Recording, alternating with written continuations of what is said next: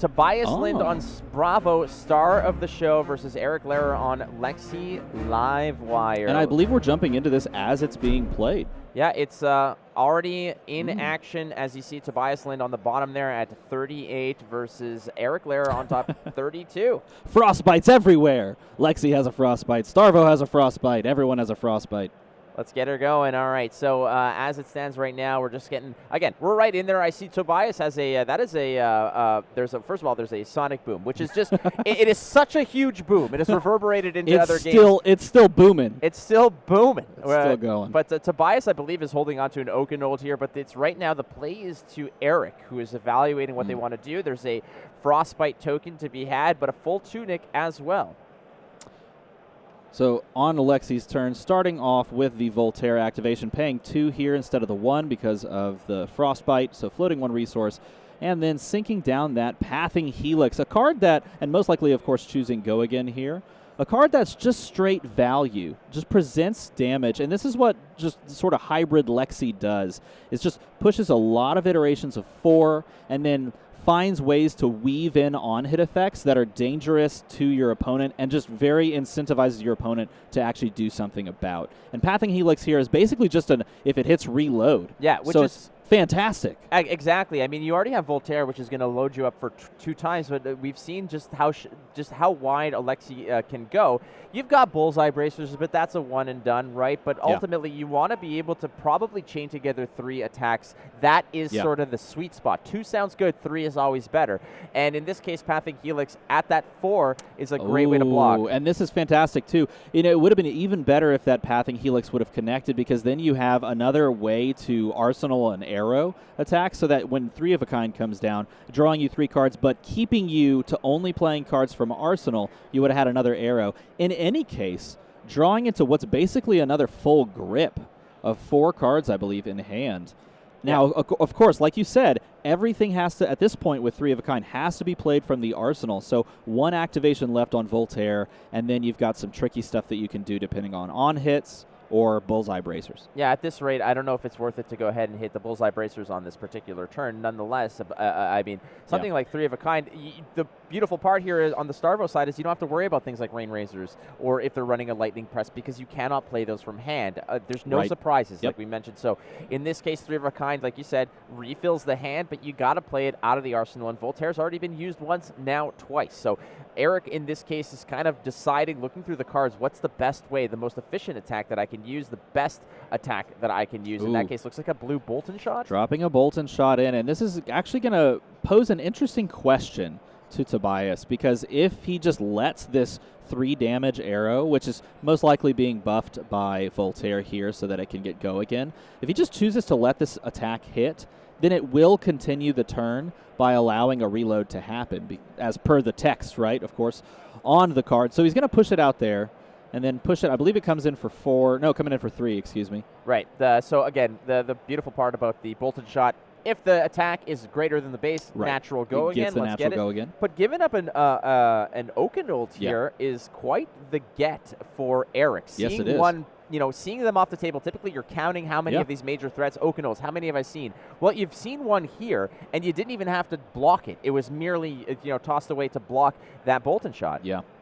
He's going to take up the Tunic to 3, and look at his 2-card hand. Can't play the channel here because I don't have an ice card, so he's going to pitch it instead for a nice little Frostbite threat. I like how he just slides it under to like, oh, by the way. Would you like this? Would you like that? It's a package deal.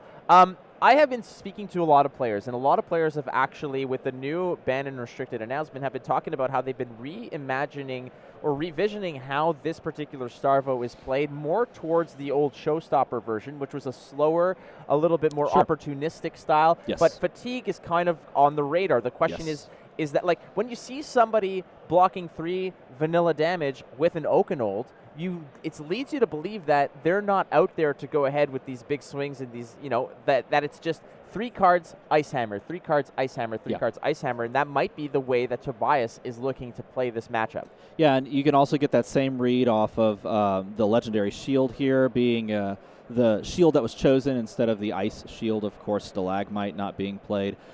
Doing that exact play also allows him, and I believe it was a Spinal, I think that was in his deck, or that it was in his hand, now being in the arsenal, allows him to, if he chooses to, defend a little bit extra. And this would be a great turn to defend a little extra.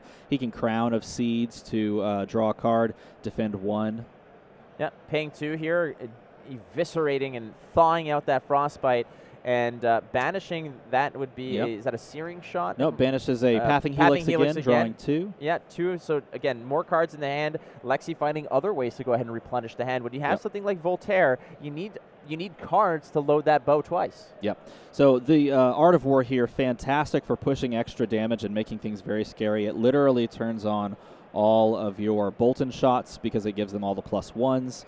And it allows you to go really, really wide. It's a fantastic card in this deck, and one that I was perhaps underutilized before people really started pushing Lexi in the ProQuest season, because Banish Draw 2 doesn't seem as good when you aren't chained, but honestly, it just draws you more arrows, and they could also have Go Again if you draw into some Bolton shots. Coming down with Icequake. Icequake is a nice card to have. Again, just giving this next arrow a little bit more edge, as it were, just sharpening it a little bit more. Oh my gosh, he draws a 3 of a kind as well. This man is on a roll. Hey, when you're hot, baby. 5-card hand. Don't forget, Art of War is available. Now, unfortunately, if you draw into, I don't know, like more non-attacks, more Icequakes, things like that, it doesn't behoove you. But he's going to load up something with Voltaire here. Let's see what he chooses. But, I mean, when you're pitching arrows, it must mean that your hand is loaded full with of arrows, so. yes. So he's going to come in with Searing Shot here, which is going to push 4, but it's actually going to be 5. I believe. Oh, scratch that. It's 8. Excuse me, because Icequake. It's a casual 8. You know, this would have Go Again as well. I believe the mode chosen on Voltaire was Go Again, but it's not indicated, so we're sort of surmising that ourselves. A little casual 8, little weekend at the Hamptons 8, you know. Just coming in, again, with the on-hit effect later on with the Frostbites if necessary. But again, whenever an attack hits this turn, create a Frostbite token under the whenever an attack, not the next attack. That's correct. This is an inherited situation. With the Art of War kicker on top of this might be a situation, if Eric has the right tools and the resources for it, this could be a Bullseye Bracer turn as well. Yes, and he's got 3 cards left in hand. He has 1 activation of Voltaire. There's a very real possibility that this just keeps going. And Turn Timber is a great answer for now. It's a great answer for now, but if this continues, then you're creating Frostbites, you're ripping more cards out of the hand. Now, do keep in mind, Tobias did sink that card from the arsenal so that he could Crown of Seeds, which means the Spinal's on the bottom, and he could be tracking these, trying to line up Spinals with, like, blues for the 2nd or 3rd cycle of the deck, if this game goes really long 3rd cycle, but... Endless Arrow with another, again, the little benefit of the Art of War. So that's a 6 on that bad boy. A double block here to block the 6. You don't want that Endless Arrow cycling. If that Endless Arrow goes back to hand, or is possible for it to go back to hand, then you definitely Snapdragon that. Consider giving it Go Again and reloading it with Bullseye, or pushing even more damage. Something like that could be on the table, but taking that away from your opponent and just blocking 6 if you're playing the fatigue strategy is totally fine. Yeah, in this case, it seems like that's exactly what Bravo Star of the Show is doing. Tobias is on that fatigue strategy. If it was a more aggressive style, we might have seen Eric actually capitalize on the fact that you've got Icequake and you have an Art of War already played. You may have seen things like Bullseye Bracer, Snapdragons, and make this turn a little bit longer, but look at the life totals. Eric has thrown everything but the kitchen sink through that bow at Tobias and has only come through for 2 damage. Yeah, it looks very explosive from Lexi. Unfortunately, if you don't capitalize on going over the top, you may just run out of threats, and that's the danger of running arrows and things like that. As it stands now, again, the strategy, which is I have 3 cards I'm going to block with, keep it nice, throw a hammer at you. Again, when you're coming through with 4 damage and an ice kicker, that is a tough pill to swallow for the Lexi player here. Just wanted to also point out on that previous very large turn, what a clutch moment to be able to sink a card into your arsenal and then use Crown of Seeds on that turn to stop 8, meaning you didn't have to drop a card. Fantastic play on the previous turn, and definitely playing towards the fatigue strategy in that respect. Yeah, these players came to play. They're both at 3-0 here at the Pro Tour in New Jersey, and it is nice to see, I don't know about you, man, but it is nice to see just the sheer amount of variations. And, you know, you'll go to a Battle Hardened, you'll go to a Calling, people bring the decks that they're comfortable with, that they like, but this is the real deal, man. This is the real McCoy, and frankly, you'd think that the players are, that when so much is on the line, the meta would bubble up to really, truly what the top 2 or 3 main things are, but we have seen such a variety of different heroes, and not just heroes that are showing up, but heroes that are succeeding. I think that's the benefit of a new meta as well, because everyone's still trying to figure out the just the width and breadth of the effect that the bans and suspensions have actually done. Here's a block for 5 on the 5 of the Sleep Dart. Turning off the hero ability would be cool, but it's not going to happen this time, and probably don't have to worry too much about it if they're playing for control. Look at that. Another sink below. Just such a clean way to answer these cards. And the cards, again, with on-hit triggers like Endless Arrow, being able to recover that card and replay it, that has significant implications, especially against Fatigue. Yeah, I think we've actually seen all copies of Endless Arrow be moved to the graveyard. Maybe there's one still floating around the deck. I know we've seen Guarantee 2 have been fully blocked, but I think all 3 have been there. I'm not quite sure. But either way, this means that we've seen 2 3-of-a-kinds, 2 Endless Arrows, and either 1 or 2 Art of Wars already be burned through. And what do you have to show for it? 38 damage or 38 health for your opponent. This is a dangerous situation where you have to start trying to figure out how to come over the top. Well, and that's the case. I mean, like, you've basically, all of your home runs were caught at the fence, right? Oh, there's the third Endless Arrow, actually. All right, so there's the third Endless Arrow, and this, again, Tobias's mindset here is like, I don't mind tanking a little bit of damage. That's the threat I probably need to answer, and I need to stuff.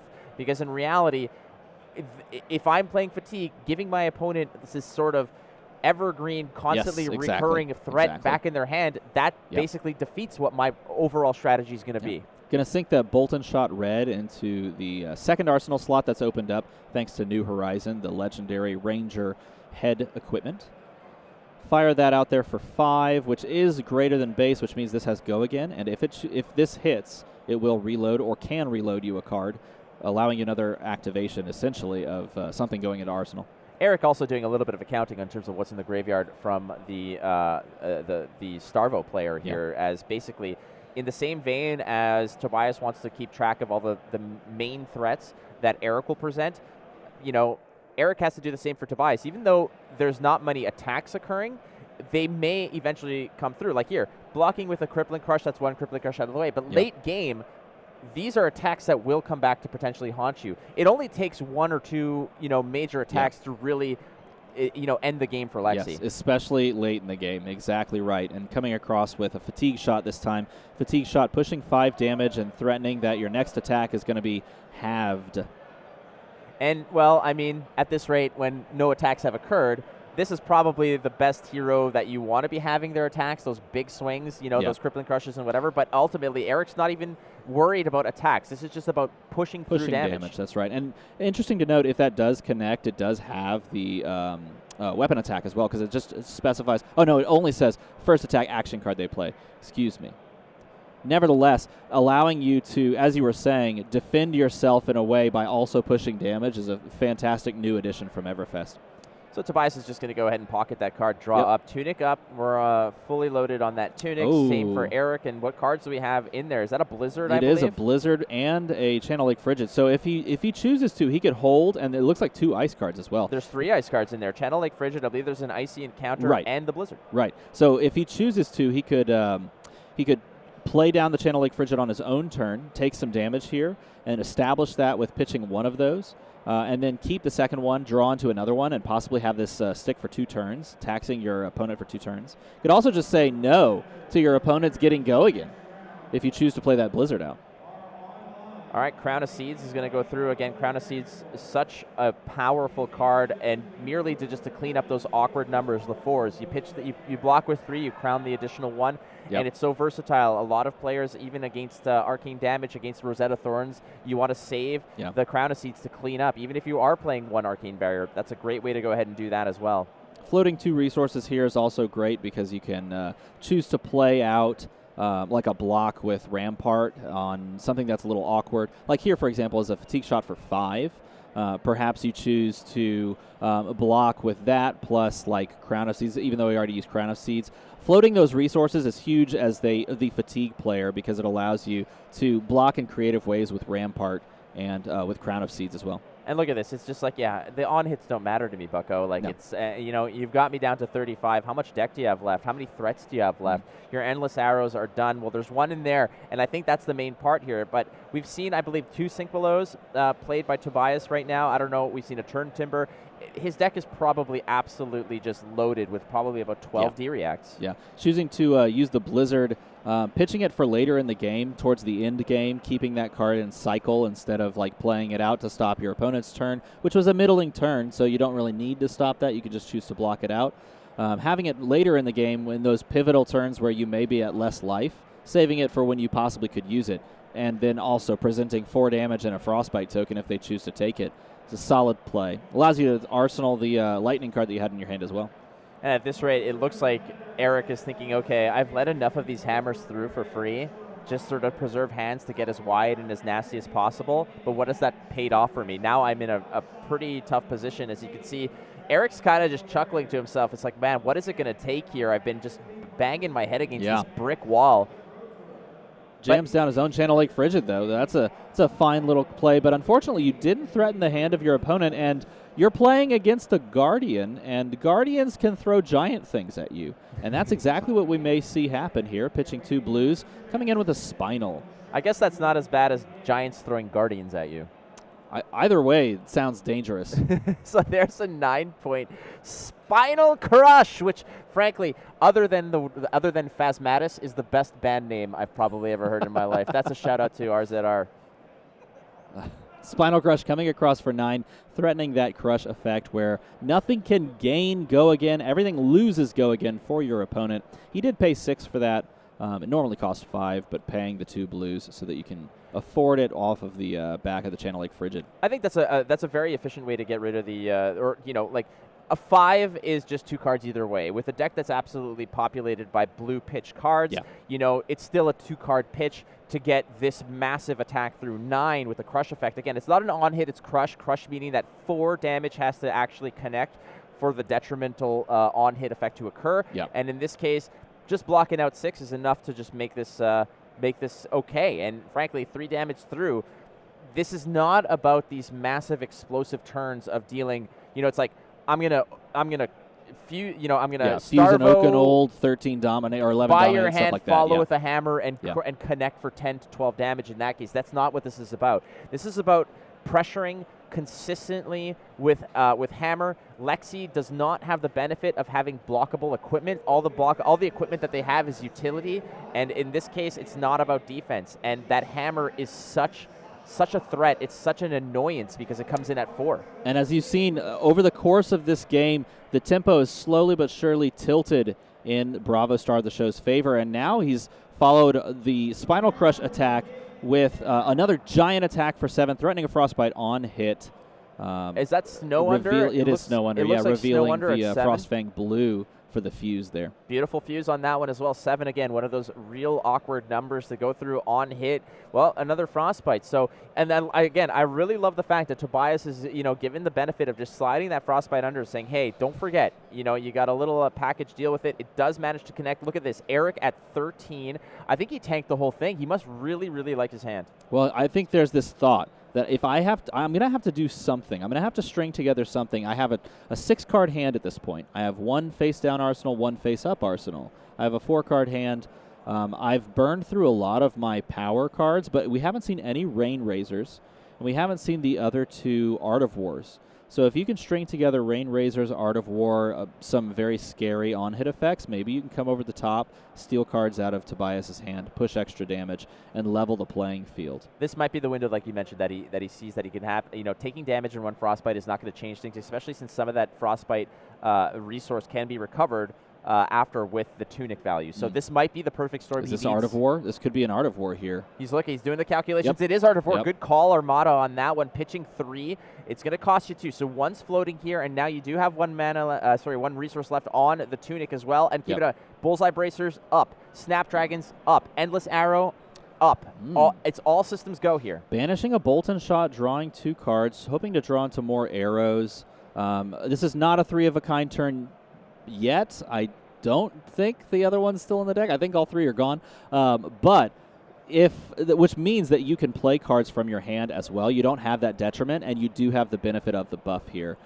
So let's see what he just chooses to reveal. Is he going to use Lexi to reveal the face down card? If it's a lightning card, it could be a go again effect triggered, or it could give a frostbite token. Yeah, I mean, let's be real. This is ice. It is ice. It is ice indeed, and this is like really the first domino to fall is what's going to really dictate how this is going to go. But really, the first symptom here is that Art of War. Now, this is important too because earlier we were able to get a peek at Tobias's hand, and he does have a turn Tibber in hand. So with this frostbite, he's actually going to have to pay a full blue without any floating resources to play that turn Timber, which is influential. It's impactful because if you want a Crown of Seeds as well, you're going to have to lose your Tunic counter or pitch a second card from your hand. And the tough part about this is that there was always the opportunity to respond to the Lexi reveal. So you could have just used the and gone ahead and and Crown of Seeds then and have that floating, but it might be a matter of Tobias wanting to save that one extra soakable damage for when it matters for an on-hit, because using it now means that the next arrow, the damage will get absorbed there. Yep, so he's going to pay the resource there. He's going to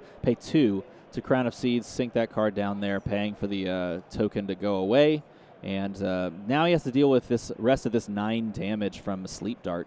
I believe there's a staunch response and a turn Timber in hand. Yeah, he had multiple defense reactions, so he has the capability, but it's the resource payment that he has to deal with as well. Ooh, I see. So there's a blue Frostfang. Is that a blue Evergreen in there as well? Yep. Okay, so you've got the resources to pay for those big D-reacts, so this could be a situation where there's the turn Timber Fuse, so that's going to block all of that. It's going to cover up everything that he's possibly got to throw at him.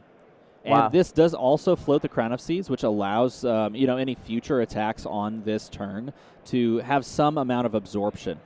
This just worked out very well for Tobias in this case. And again, Eric is just man, what is it going to take, right? You're here, Art of War, Icequake, massive, massive attack, and just get stuffed by a fused turn Timber on top of it. Not bad. Listen, this is what the deck is designed to do, right? And we've talked about how Starvo in the past has been all about fusing, smashing, and just getting to that end game where another dominant attack kills you. This is a different. This is a little bit of a more of a reversion to the showstopper strategy. Yes, it's definitely the old school control style that we saw sort of popularized early in the game with original Bravo. Showstopper, and then sort of get perfected, I would say, with Oldhim. And this has all been contingent. This has all been, I believe Eric's sort of line of thinking was like, I know that my opponent is trying to block out everything that I have, and I know that my one recursion card that I have left, this last Endless Arrow, I want to try and get some value out of this over the course of multiple turns. So I'm going to push a giant attack on the back of Icequake, Art of War, and I'm going to try to buy cards so that I can somehow get the value out of the Endless Arrow and then have it cycle, because without that card, or unless he runs Remembrance in his deck, he doesn't have that recursion that he could have if Endless Arrow does hit. So it doesn't look like it connects here. No, that's a 5-point. Oh, the Rain Razors, the second. Rain Razors choosing to play it now as the true combat trick instead of playing it on the Sleep Dart, which is very interesting. So a little bit about the timing of this, because even though there couldn't be there was no D-react that Tobias can pay for. What if that was like another Sink Below in hand? Was there be an opportunity to go ahead and jam that in to just further stuff that attack? It's a very real possibility, depending on his overall card. Well, technically, I think his card composition was all known, right? He knew the Evergreen because of the fuse. Did he know the other card? I can't recall. Did not know what the other card was. Oh, it was a staunch response. It's a staunch response, right? So if that was, let's say, after you go ahead and jam out the Rain Razors to get on top, Tobias, I'm not entirely sure if Tobias had another window there to go ahead and jam out another D-react. Ultimately, the important part here is that Tobias got an opportunity to get that Endless Arrow back. That is what is, I think, despite the fact that he only connected for 2 damage, that is a small victory for Eric in this matchup. And that is the reason that we saw him play it out, the Rain Razors out second instead of having it buff both attacks, is because he wanted the he was playing around the possibility that there was a second defense reaction in hand, and he did it correctly, because if he plays it on the first one, then the second attack, the Endless Arrow attack, is just as easy as pitching the blue Evergreen, I believe that's a blue Evergreen, to play the Staunch response and then stop the Rain Razors buffed Endless Arrow. Eric has another Art of War. in hand as well, if I'm not mistaken. I just sort of caught a peek of it. So that is something, pitching it away in this case, I guess thinking that, you know what, I'll see you again down the path, you know? The possibility is there because your opponent is clearly playing Fatigue against you, and that's his turn. That's actually just arsenal a second card, pitch away the Art of War, try to pitch stack that. Pitch stacking, of course, if you don't know, is where you line up multiple cards perhaps next to each other or close to each other within the deck, on the bottom of the deck when you pitch them, so that when you see them come around the second time, you can line them up and they can have a big combo in that moment. But that was his turn. That was it. All right. Well, it's winter in Montreal, ladies and gentlemen. It's snowy. It's painful. It feels like a hammer to the back of your skull. And that's it. It's Channel Lake Frigid on both sides, presenting again another 4-attack hammer here.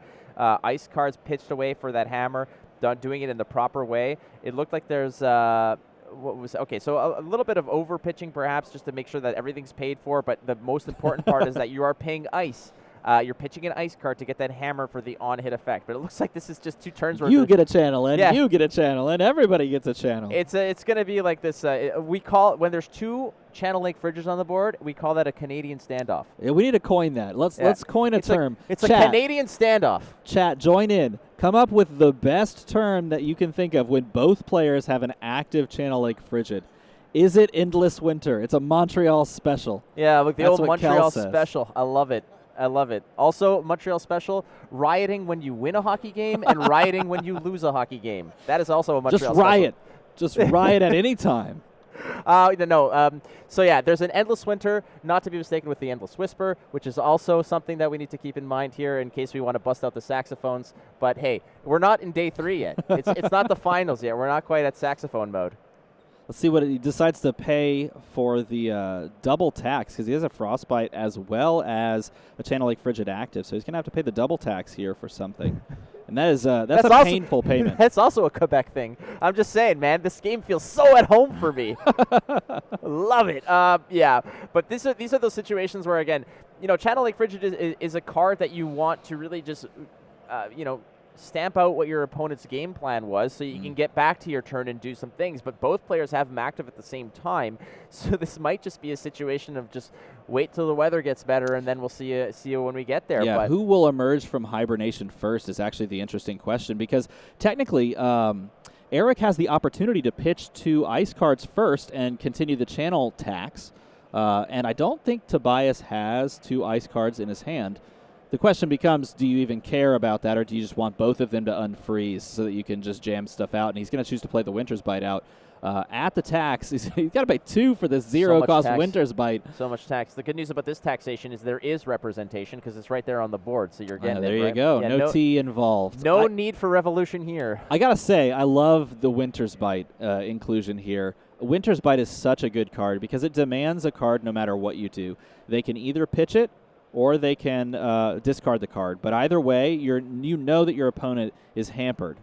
Yeah, there's been a lot of really high-quality games and high-tier games where Winter's Bite has come in not just as a pitchable or a fusible, or in that case, it's actually come in to buy a card out of the hand to really be able to connect for that lethal damage. That card, Winter's Bite, is a nastier beast than you think it is. Yes, it is. And here we have a nice little Snow Under, again, coming for 7 fused, with a Winter's Bite blue as well. We've got to give some props here to Red Zone Rogue, who's putting these cards up on the board lightning fast, like Clint Eastwood, baby. Shoot from the hip, just bang, bang. Here we go, Snow Under. Absolutely killing it is Mr. Red Zone Rogue. Choosing to take all 7 here. Absolutely just, I'm going to take it. I got to do something.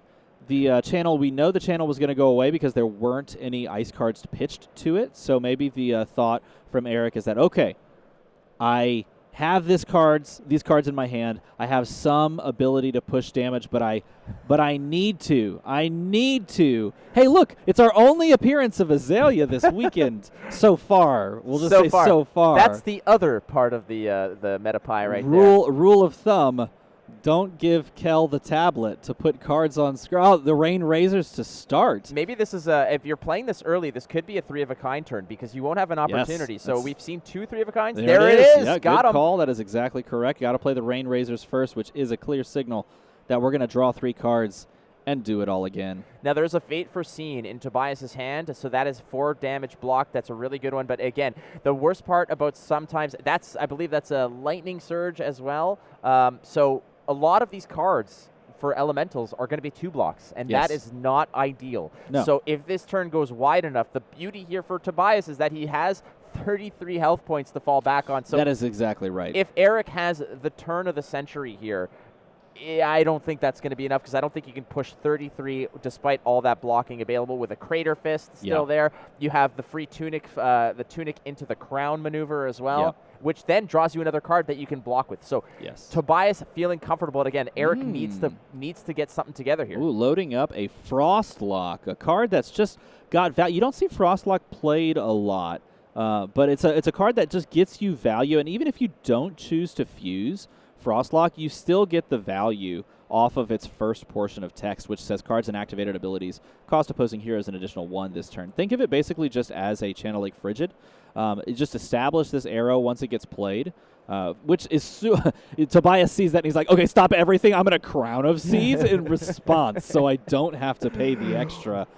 Wait. And there's the Frostlock. Wait. And there's the fuse to the Frostlock as well. Choosing to fuse, which means it's going to come for 4, and if it hits, the opponent can't pitch or play cards with base cost 0, which is bad because there are multiple cards in the hand of Bravo Star of the Show that, cost 0. Things like defense reactions that could cost 0.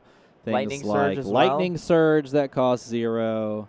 Yeah, no, there's plenty of options there. There's definitely plenty of options. And, there's 2 things that could go through your mind when you see somebody like Eric take that massive amount of damage. It's all right. He either has to go to the bathroom really bad and wants to end this real. I've been there, done that. It happens. Or he's got basically the only opportunity where all the stars align and he could possibly bust through this brick wall that Tobias has put up here. Again, the shift in the strategy, the ideology of what Bravo Star of the Show is giving here is it's no longer the aggressive, big-hitting behemoth. It's more of the patient, block out, Oldham showstopper, old school Guardian kind of way of doing this. And that's very fascinating how the field out there, many of them are like jamming pummels and trying to get extra aggressive. Sure. And here you have somebody like Tobias Lind who's saying, no, we're going to slow this down. Yeah. Because maybe I can't beat Chain, maybe I can't beat all the other aggros with the aggression plan, but I can do it with the slow roll plan. Yep. And here it has shown to be exceptionally effective against Lexi. And time again, we've seen control in the game of Flesh and Blood just absolutely a show of force in this game.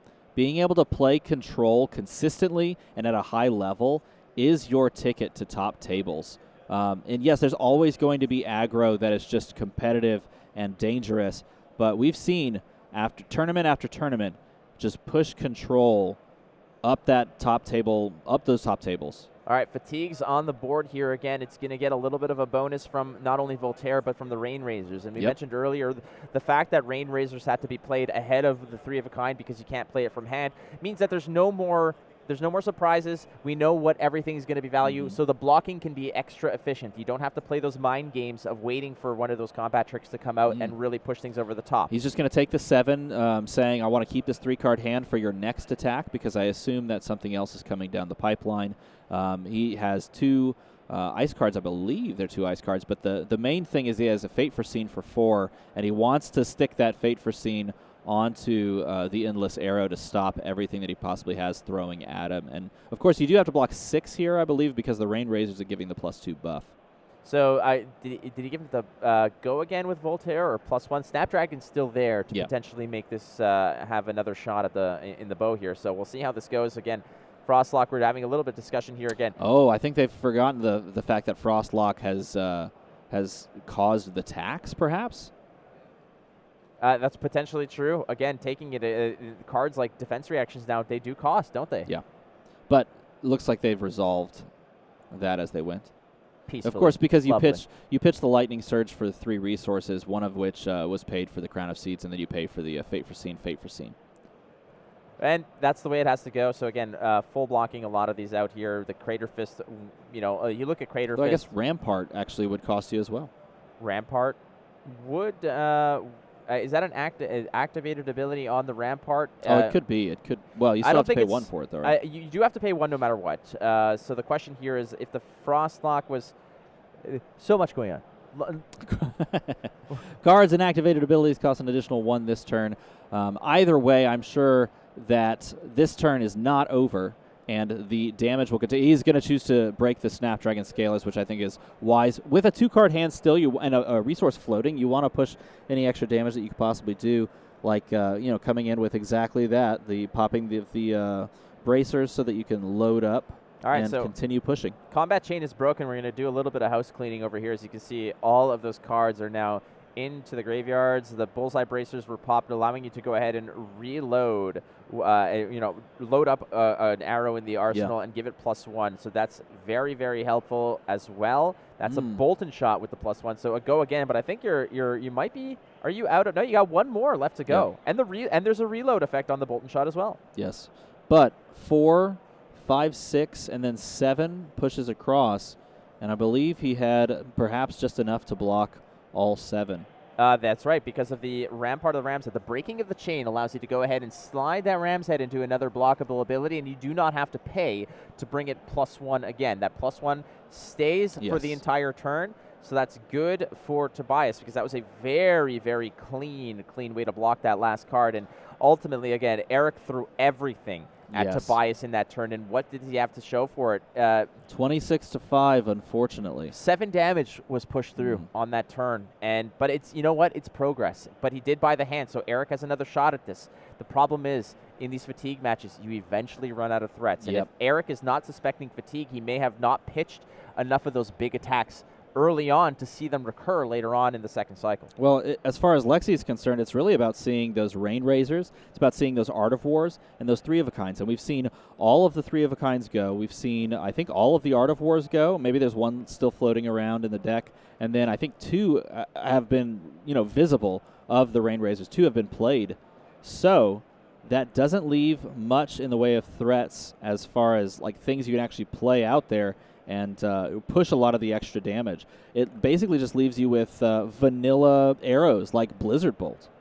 Another situation here of inheriting the effect of the previous card, Blizzard Bolt, into another Blizzard Bolt means that if this Blizzard Bolt hits, it's 2 Frostbites that are being created, and every subsequent attack that hits will also create 2 Frostbites. But again, Tobias isn't here to worry about Frostbites and all that nonsense of paying for attacks, because that's not what this is about. It's about blocking as efficiently as possible, and when it truly matters, and if you've got a card to go ahead and pitch through and do some stuff, well, you pitch through and do some stuff. In this case, it's just push for 4. Yeah, I mean, when your opponent's at 5, pushing for 4 feels pretty good, because you're basically putting them on a 2-turn clock. Like, you got to do something. Are you going to give me some cards from your hand, or are you going to say I'm at 1? And he chooses to go at 1, and see how that plays out for him. Oh, Eric's got something going on here. It looks like he's got something brewing, and in this case, Tobias might even be in a situation where this whole turn, if he likes his hand, this whole turn might get eaten up, and this is where he comes back with an attack. But I believe there's a staunch response in there. I see a flash,